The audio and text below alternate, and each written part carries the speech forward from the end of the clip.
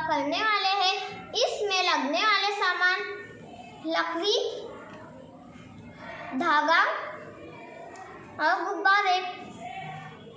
तो चलो हम ये तजुर्बा शुरू करते हैं। सबसे पहले हम लकड़ी के दरमियान एक धागा बांधेंगे और इसके सिरों पर फूंक कर 2 गुब्बारे बांधेंगे। अब हम इसमें से एक गुब्बारा फोड़ देंगे।